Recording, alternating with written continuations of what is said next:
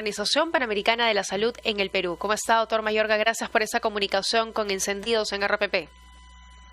Buenos días, Tatiana y Mauricio. Mucho gusto de estar con ustedes y un saludo a los televidentes. Doctor Mayorga, hemos ya levantado la cuarentena general en gran parte del país desde el día de ayer. ¿Qué le espera al Perú para los próximos meses, para el futuro cercano, con las políticas que está aplicando el Estado y con el comportamiento que ya conocemos también de la población? ¿Cómo lo ven ustedes? Yo creo que es necesario que el gobierno continúe con su estrategia de comunicación para advertir a la población que este relanzamiento de la economía es necesario hacer con las medidas de precaución que se han establecido.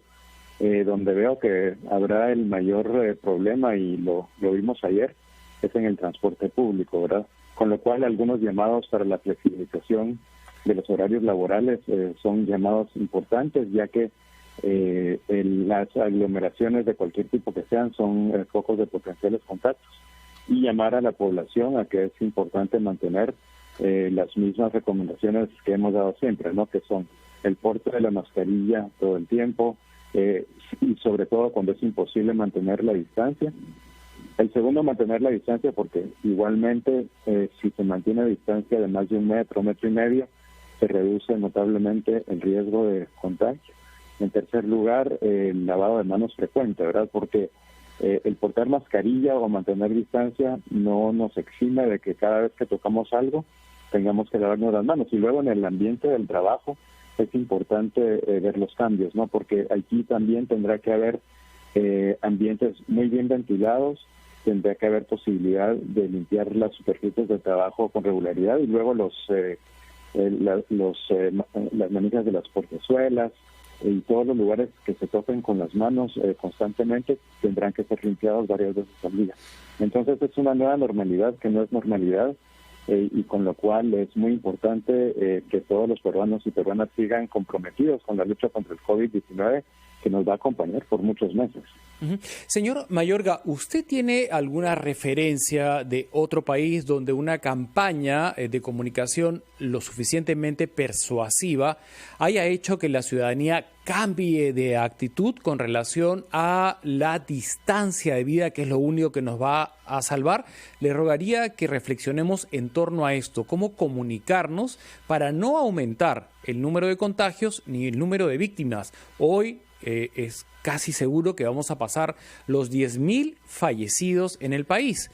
¿Qué sanción mayor puede recibir un peruano que la propia muerte? Y sin embargo, no reaccionamos, no estamos actuando acorde con la gravedad y con la letalidad del coronavirus. Quisiéramos que nos dé referencias de campañas, si existen, efectivas al volver de esta pausa. Gracias anticipadas, señor Mayorga. Regresamos con Encendidos.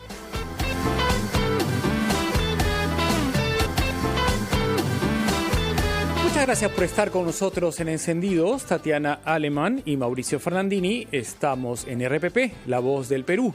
Continuamos nuestra conversación con el señor Rubén Mayorga. Él es el representante de la Organización Panamericana de Salud en nuestro país.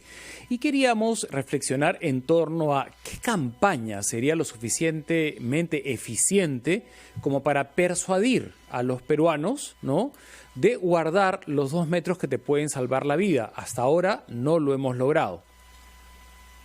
Sí, en realidad las campañas dependen mucho del contexto nacional en el que se viva, y también un poco de la cultura, ¿verdad?, y de la relación entre los ciudadanos y sus gobiernos. Donde ha habido campañas bastante exitosas ha sido en países donde hay una cultura en la que se prioriza la armonía. Por ejemplo, en Vietnam ha habido mucha efectividad en las campañas sobre COVID-19, y estas se lanzaban por medio de mensajes de textos para toda la ciudadanía. Ese ha sido uno de los ejemplos de buenas campañas. Pero luego nosotros, como Organización Panamericana de la Salud, hemos hecho algunas guías sobre las maneras de comunicación sobre COVID-19 desde hace mucho tiempo, desde los inicios de la epidemia, y hemos estado apoyando al Ministerio de Salud y sus programas de comunicación para la manera como deberían de comunicarse los hallazgos sobre COVID-19 al público. Y bueno, eso ha ido evolucionando porque, como ustedes saben, toda la información sobre COVID-19 ha ido desarrollándose bastante rápidamente, pero en países de Asia es donde yo puedo pensar que ha habido una exitosa campaña de comunicación.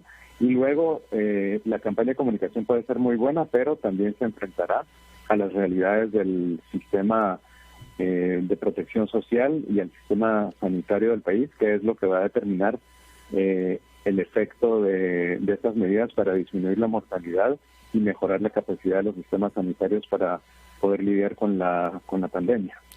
Claro que sí, y sobre todo en Asia, en los ejemplos que usted pone, hay una mayor disciplina también por parte de la población y hay un mayor respeto por parte de la autoridad si nos comparamos, por ejemplo, con nuestro país. Doctor Mayorga, quería consultarle también sobre esa vacuna que se está probando, ya que estamos hablando de Asia, en China. Es una vacuna que ha comenzado ya a hacerse algunas pruebas en militares y que comienza esto a generar pues revuelo en la población mundial, ¿no?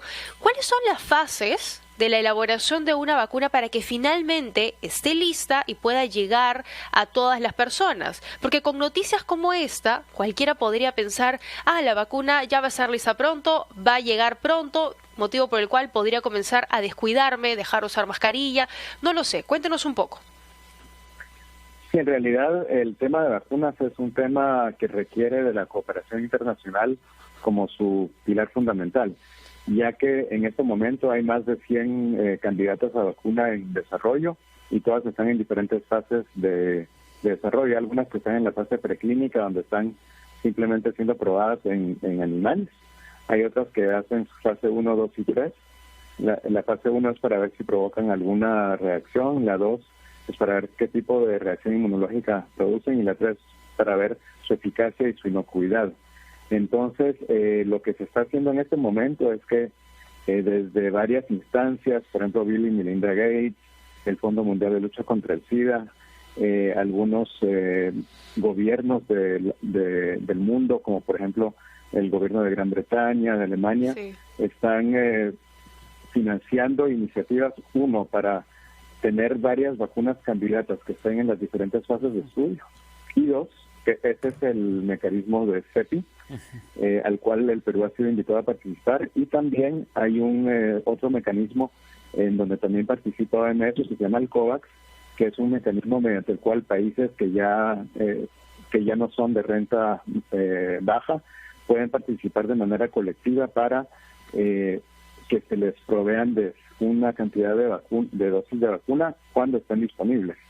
También Perú ha sido invitado a participar en esta iniciativa COVAX, y como Organización Panamericana de la Salud estamos promoviendo que participen todos los países de las Américas en la misma, ya que más de 2/3 partes de los países de esta región ya no son de ingresos bajos y tendrían que participar colectivamente como una manera bastante buena de garantizar un número de vacunas suficiente y en tiempo, ¿verdad? Estas no hay más de 100 vacunas en este momento en ensayos en diferentes fases. No todas van a llegar a tener éxito, o no todas van a ser inocuas, entonces es importante que se mantengan varios canales abiertos.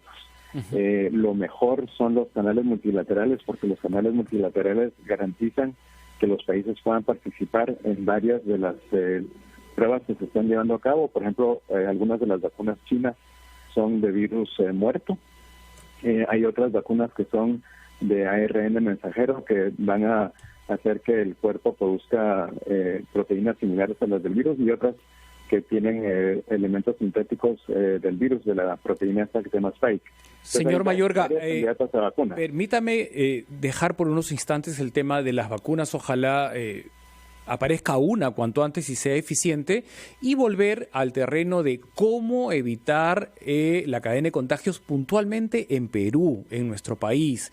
Las cosas que nos vienen de afuera y que son certeras de lo poco que se sabe es que nos contagiamos de persona a persona y en aglomeración. Y eso es lo que tenemos en todo el país, en la Amazonía, en la sierra y en la costa. No nos está dando resultado cortar la cadena de contagio evitando la aglomeración. En Uruguay, un país dentro de nuestra región, hay 28 fallecidos. Esta estadística usted la debe tener mucho más actualizada que nosotros, pero eso es lo que me arroja una búsqueda inmediata en Internet. Y en Buenos Aires apenas han pasado los 1000. Nosotros tenemos el segundo nivel de contagios de América Latina después de Brasil y fuimos de los primeros en empezar la cuarentena. ¿Cómo lo podemos remediar? ¿Cómo podemos cambiar esta actitud que nos dice nuestra razón, el sentido común, pero que en la práctica no se da? En realidad, mucho de esto es algo que se está tratando de hacer, pero que aún no se tiene en números suficientes, que es la detección de casos, el testeo, su aislamiento y el testeo de contactos. Entonces, para esto usted ha visto que se tienen estos equipos de respuesta rápida, que fueron relanzados hace algunas semanas por el presidente y el ministro en una actividad pública un domingo en el Estadio Nacional. Entonces, en la medida en que el país tenga más de estos equipos de respuesta rápida que puedan diagnosticar a los casos que son sospechosos y aislarlos para mantenerlos y sostenerlos ahí también, ¿verdad? Porque usted no puede diagnosticar un caso y decirle quédese en su casa y que nadie le esté dando apoyo. Entonces, en este sentido, en la medida que los equipos de respuesta rápida puedan coordinar con los equipos de quienes están cuidando a los peruanos que están aislados en su casa y haciéndoles pruebas a los contactos cercanos, se pueden controlar cuáles casos ya tienen COVID-19 y proceder a los 14 días de cuarentena. Y luego, aquellos casos que progresen a formas más graves, referirlos rápidamente a los centros asistenciales. Es por eso que pero haciendo la contraparte de la pregunta que hacía Mauricio Ferrandini, doctor Mayorga, es: en las últimas semanas hemos visto ciudades o países que han regresado al confinamiento porque al liberar las personas, a dejarlas que puedan salir a la calle, los casos han ido en aumento. ¿Qué debemos hacer en el Perú para evitar volver al confinamiento general? El presidente Martín Vizcarra ha dicho que esta es una posibilidad que no se descarta, que en caso, digamos, los casos vayan en aumento en las próximas semanas, podríamos volver a un confinamiento general. Lo que nosotros hemos recomendado es que se mantenga muy fuerte ese sistema de detección de casos y de aislamiento, porque si usted puede detectar en qué regiones del país están aumentando los casos, en esas regiones es en las que se puede reinstalar el confinamiento del que hemos hablado. Entonces, mantener una flexibilidad en cuanto a en qué lugares del país donde los casos están disminuyendo, flexibilizar la apertura económica, pero manteniendo siempre todas las medidas de precaución que hemos mencionado, ¿verdad? Porque no es regresar a la normalidad, es seguir usando mascarilla, el distanciamiento, la lavada de manos. Y sobre todo tener mucha atención de cómo se tienen estas condiciones en el lugar del trabajo. Bien, señor Mayorga, muchas gracias por acompañarnos en Encendidos, gracias por sus reflexiones. Esperemos que esta nueva convivencia no nos traiga resultados negativos. Estamos siendo severamente castigados nosotros como país en comparación a los otros de la región y es comprensible nuestra preocupación. No vemos hasta ahora, ¿no?, en la ciudadanía una conducta acorde con la letalidad del coronavirus. Gracias nuevamente. Mucho gusto. Tatiana, vamos a hacer la pausa y regresamos con más aquí en Encendidos.